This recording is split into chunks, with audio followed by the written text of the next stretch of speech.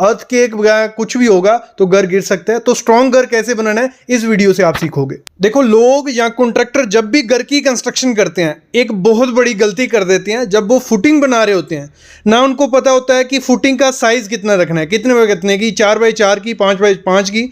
तो वो आज मैं सिखाऊंगा कैसे कोई भी इंसान, सिविल इंजीनियर की जरूरत नहीं है, आप खुद भी कैलकुलेट कर पाओगे कितने बाय कितने की फुटिंग देनी है। और जब फुटिंग देनी है कैसे सरिया देना है उसमें। अगर सरिया सही से नहीं दोगे ना, घर में क्रैक भी आएंगे और वो सही से घर नहीं बनेगा। और साथ ही साथ आपको सिखाऊंगा कॉलम का कैसे सरिया देना है। बहुत इंपॉर्टेंट वीडियो है, क्योंकि घर के जो पाँव हैं, पाँव क्या है, घर की फुटिंग, वो सही से नहीं होंगे, पूरा घर सही से नहीं बनेगा। तो ये सिंपल फॉर्मूला है। देखो, इसमें डी हमारी है डेप्थ जो हम निकालने वाले हैं। ये मिनिमम डेप्थ निकलेगी, मतलब जो भी वैल्यू हमें मिलेगी वो कम से कम इतनी फुटिंग हमें देनी है, उससे ज्यादा ही आपको रखनी है, ठीक है। पी जो है वो है bearing capacity of soil kilo newton per metre square के हिसाब से। मतलब 1/1 मीटर का कोई भी सॉइल है आपकी, उसमें उस सॉइल की कितनी बेरिंग कैपेसिटी है वो आपको हमें टेबल से पता चलेगी। वो टेबल अपने पास रखनी है। ये आपकी आ गई डेंसिटी, ये वाली, ठीक है। ये हो गया, ये डेंसिटी आ गई, डेंसिटी ऑफ सॉइल, ये भी मैं टेबल दूंगा। ये सब कुछ हमारे पास टेबल है, हमें सिर्फ फिलअप करना है फार्मूले में और हमारा आंसर आ जाएगा। फिर एंगल ऑफ रिपोज, एक एंगल ऑफ रिपोज क्या हो गया, मिट्टी होती है ना जो यहां एंगल बनता है ना, जो उसे एंगल ऑफ रिपोज बोलते हैं। ये वैल्यू भी आपको मिलेगी, सब वैल्यू मैं आपको देने वाला हूं। एक देख लिया आपने, मतलब टेबल फार्मूला समझ गए कि ये फार्मूला है, इसमें वैल्यू फिलअप करनी है। अभी हम वैल्यू क्या क्या फिलअप करनी है अभी मैं आपको टेबल एक एक करके बताता भी जाऊंगा। आप उसका स्क्रीनशॉट लेके रखिए, जहां वीडियो को पॉज करके लिख लेना, ठीक है। सबसे पहले डेंसिटी देख लेते हैं हम। डेंसिटी किस हिसाब से आपको रखनी है।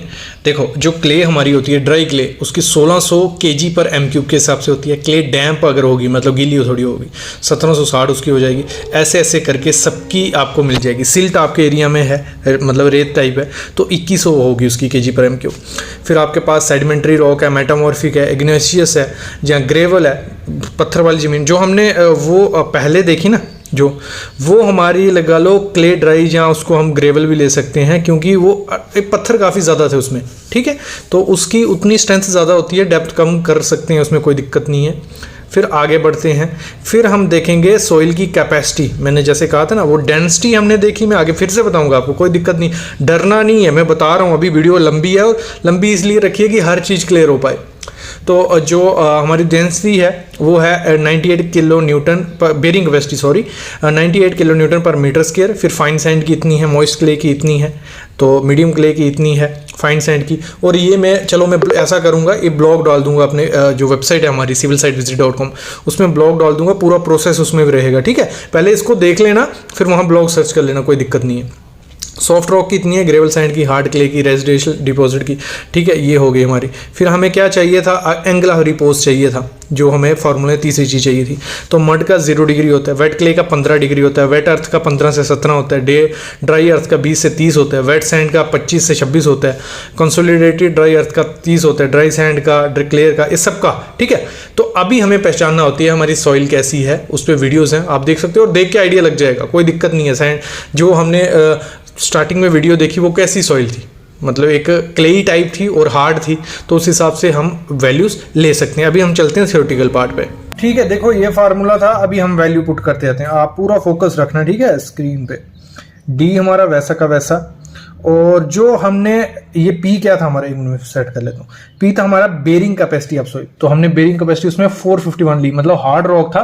वो टेबल देख लेना, नोट भी क्या होगा, सही है तो, नहीं तो मैं साइड पे टेबल आपको दिख रहा होगा, तो उस टेबल में देखिए 451 क्या है हमें मिल गया। लेकिन वो था हमारा किलो न्यूटन में, हमें उसके किस में, केजी में कन्वर्ट करना है, क्योंकि हमारी वैल्यूज किस में, केजी में। तो केजी में कन्वर्ट करने के लिए हम मल्टीप्लाई कैसे करते हैं, 101 से। हमेशा याद रखना, 101 से अगर हम मल्टीप्लाई करेंगे तो वैल्यू हमारी केजी में हो जाएगी, क्लियर। फिर हमारी डेंसिटी, ये वाला, ये क्या है हमारी डेंसिटी, तो वो हमने ली 1600 kg। आप टेबल पे देख रहे हो 1600 kg किसकी है, हार्ड सॉइल की, तो 1600 kg हमने वो ले ली। फिर हमने लिया ये फार्मूला 1 माइनस साइन 35 डिग्री हमने एंगल ऑफ रिपोज लिया, ये जो 35 डिग्री, ठीक है, वो भी आप टेबल में देख रहे हो, 35 डिग्री ले लिया। आपकी जैसी सॉइल होगी आप वैसे ले सकते हो, ठीक है। ये आ गया 35 डिग्री, फिर 1 प्लस 35 डिग्री, ठीक है, उसका स्क्वायर। फिर इसको सॉल्व करना है, कुछ नहीं है, इसको मल्टीप्लाई किया, ये आ गया 1600 ऐसे ही, 1 - 35 डिग्री की आपको गूगल से कोई भी साइन 35 डिग्री या साइन 15 डिग्री आपको गूगल पे सर्च करिए, आपको वैल्यू मिल जाएगी, ठीक है। नहीं तो कैलसी पे भी, कैलकुलेटर पे भी निकल जाती है। तो ये हमारी वैल्यू गूगल से ली हमने 0.57 और साइन 35 डिग्री 0.57।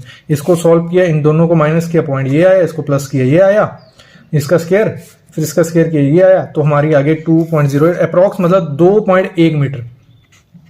मतलब मिनिमम हमें जो डेप्थ रखनी है उस फुटिंग की वो कितनी रखनी है आपको, 2.1 मीटर। मतलब आप अप्रॉक्स लग लीजिए 5 से 6 फुट आपको रखनी है, ठीक है, मिनिमम। और आप पकड़ के चलिए आपकी जो, अगर मैं नॉर्मल स्टोरी मैंने देखा है कॉन्ट्रैक्टर क्या करते हैं, अभी सुन लेना इसको। कॉन्ट्रैक्टर करते हैं क्या, एक स्टोरी के हिसाब से घर बनाते हैं और वो डेप्थ रख देते हैं 3 से 4 फुट, और बाद में आप डबल स्टोरी करते हो, ट्रिपल करते हो, तो वो दिक्कत हो जाती है। फिर फुटिंग बैठती है, आपके घर में क्रैक्स आते हैं, फिर आप रीजन ढूंढते हो। तो आपको स्टार्टिंग से ही 2-3 स्टोरी की प्लानिंग लेके चलनी है। थोड़ा खर्चा ज्यादा होता है लेकिन प्लानिंग फ्यूचर की रखिए, और आपको मिनिमम 6 से 7 फीट डेप्थ करनी है अगर 2-3 स्टोरी आप करने जा रहे हो 1000-2000 स्क्वायर फीट में, और 4-5 मतलब 4 से 5 मीटर पे आपको कॉलम प्रोवाइड कर रहे हैं। ये चीजें ध्यान होती है, बेसिक होते हैं, मैं आगे बताता जाऊंगा, कोई दिक्कत नहीं है।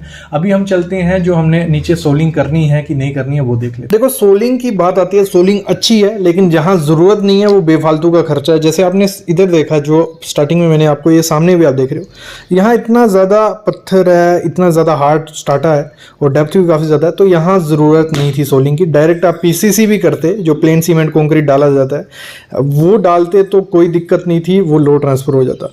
लेकिन यहाँ पे बेरिंग कैपेसिटी कम है और सॉइल जो है वो मतलब कोइजिव लेस है, और मतलब गीली मिट्टी रहती है ज़्यादा, जहाँ खेत है कोई, तो वहाँ पे आप सोलिंग कर लीजिए। सोलिंग के लिए 4 इंच बहुत है सोलिंग, तो 40 से 50 mm का जो एग्रीगेट आता है, बड़ा बड़ा पत्थर आता है, जहाँ ब्रिक आपके पास टूटी ब्रिक है, तो वो कर लीजिए। उसके ऊपर पीसीसी कर लीजिए, उसके ऊपर फुटिंग करते हैं तो सेफ हो जाता है। क्योंकि काफ़ी अगर आप डायरेक्ट करोगे दिक्कत आती है। एक एग्जाम्पल लेते हैं, जैसे ट्रेन का आपने देखा होगा, नीचे उसके ब्लास्ट डाला होता है, एग्रीगेट डाला होता है कैंकरा, तो वो इसलिए डाला जाता है कि जो कैंकरा होता है, जो पत्थर है, वो लोड को ले लेगा, फिर प्रॉपरली डिस्ट्रीब्यूट कर देगा सोइल में।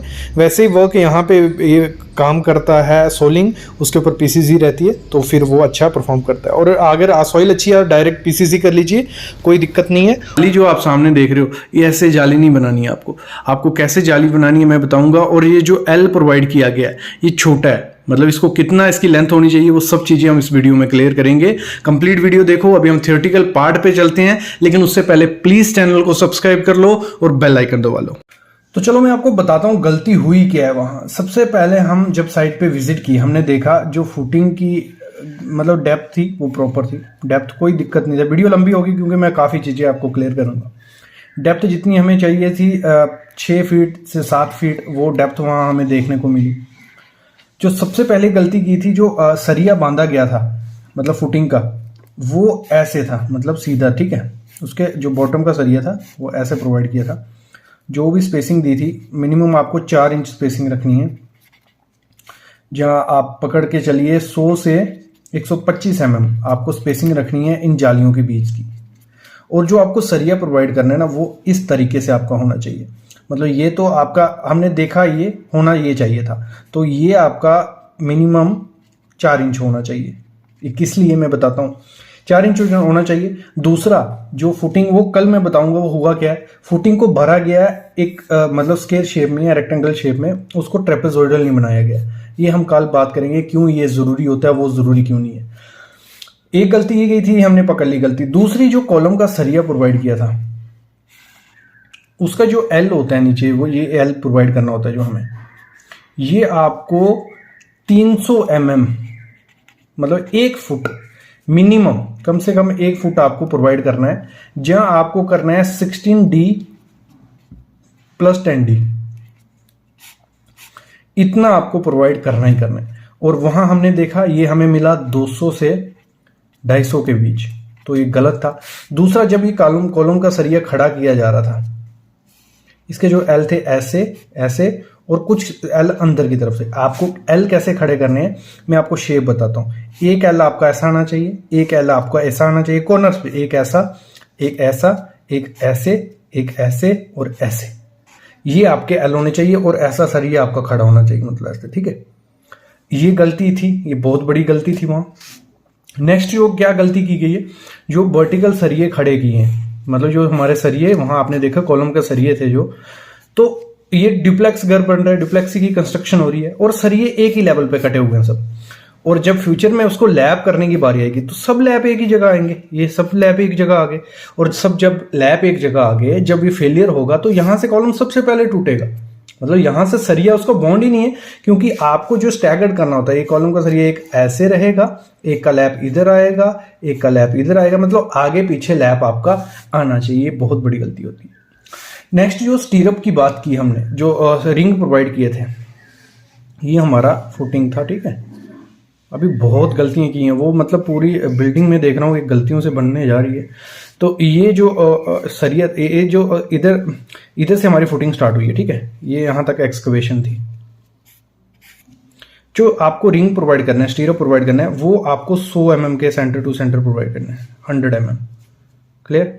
मतलब 1 मीटर तक, नीचे से 1 मीटर तक आपको 4 इंच की स्पेसिंग रखनी है। फिर आपको उसके ऊपर 175 mm कर लीजिए, जहां तक लैप नहीं आता, लेकिन नीचे से आपको उस 4 इंच की या 100 mm की स्पेसिंग स्टीरअप में करनी है। और जो स्टीरअप बनाया गया था, वो स्टीरअप बनाया गया है कुछ इस तरीके से। ये सब चीजें मैं बता चुका हूं, ये बहुत इंपॉर्टेंट चीजें होती है, आप क्यों नहीं ध्यान रखते हो।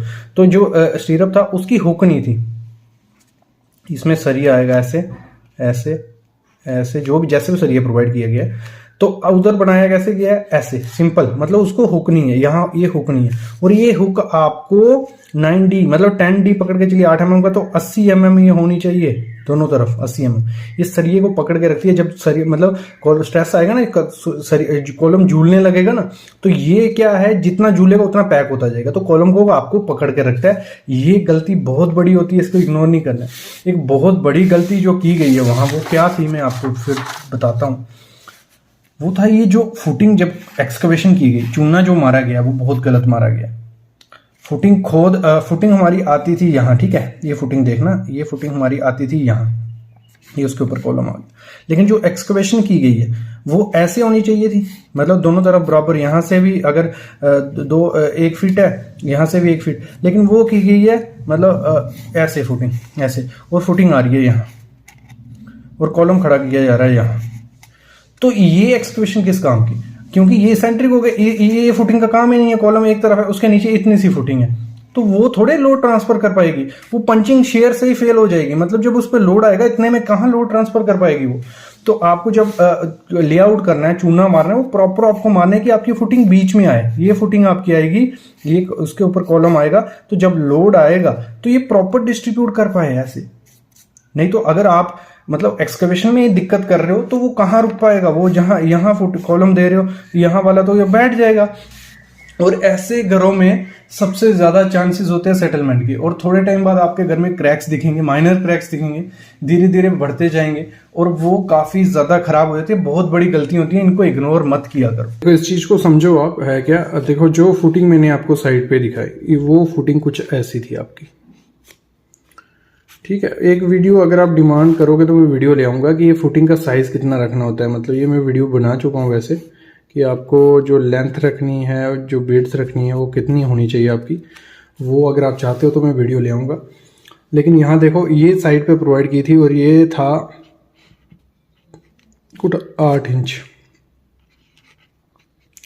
और ये डिप्लेक्स कंस्ट्रक्शन होने वाली है। फ्यूचर में उसको 3 स्टोरी का भी किया जा सकता है या ज़्यादा भी, तो हमें पहले ही सेफ्टी लेके चलनी होती है। और ये डेप्थ कुछ काम की नहीं रहती। देखो पहले इसका मैं समझा देता हूँ। अगर आप ऐसी फुटिंग प्रोवाइड कर रहे हो, ऊपर से अगर लोड पड़ रहा है, ठीक है, तो 3 टाइप के फेलियर देखने को मिलते हैं। एक होता है पंचिंग शेयर फेलियर, समझना, ये सबके लिए इंपॉर्टेंट है, नॉन टेक्निकल वालों के लिए भी।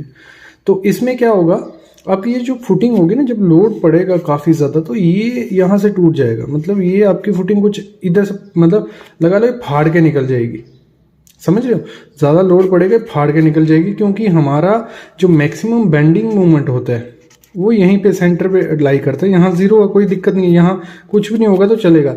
लेकिन इसकी हमें प्रॉपर अगर हमने डेप्थ नहीं दी है, तो जो लोड पड़ेगा तो वो तो बाहर इसको फाड़ के निकलेगा ही। जहाँ एक ये केस हो सकता है, या वन वे शेयर फेलियर भी होता है, जैसे पंचिंग शेयर है वो क्या होगा, सिर्फ यहाँ से फटेगा, मतलब ऐसे चीज़ यहाँ से फट जाएगा। और फिर एक होता है हमारा फ्लेक्सुरल, जो होता है क्रैक्स पड़ जाते हैं फुटिंग में।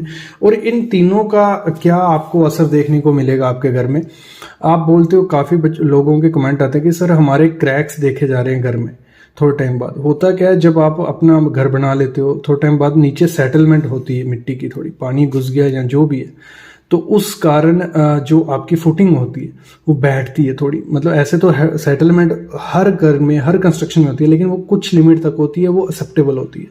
लेकिन अगर आपने सही तरीके से चीज़ प्रोवाइड नहीं की है तो वो ज़्यादा सेटलमेंट होगी। अगर 2 इंच सेटलमेंट होगी ऊपर, आपके घर में 3 से 4 mm के क्रैक्स देखने को मिल जाएंगे, उनको आप सही नहीं कर सकते, फिर फुटिंग उठाओगे कैसे। तो आपको जो कंस्ट्रक्शन जब करवानी है तभी ये चीज़ें लेके चलनी है। देखो, इसको सही करने का एक तरीका है कि आप क्या करो, जो डेप्थ है फुटिंग की ये बहुत मतलब ज़्यादा दे दो। अगर 1.5 फीट दे दी, 1.5 फीट दे दी, ऊपर कॉलम कर दिया, तो फेलियर के चांसेस काफ़ी ज़्यादा कम हो जाते हैं। लेकिन खर्चा बढ़ जाता है, ये इतना कंक्रीट प्रोवाइड करने में कितना ज़्यादा खर्चा आ जाएगा, कॉस्ट बढ़ जाएगी। तो इसी को सही करने के लिए, इसी को काउंटर करने के लिए क्या किया जाता है, ये ट्रेपेजोइडल फुटिंग दी जाती है।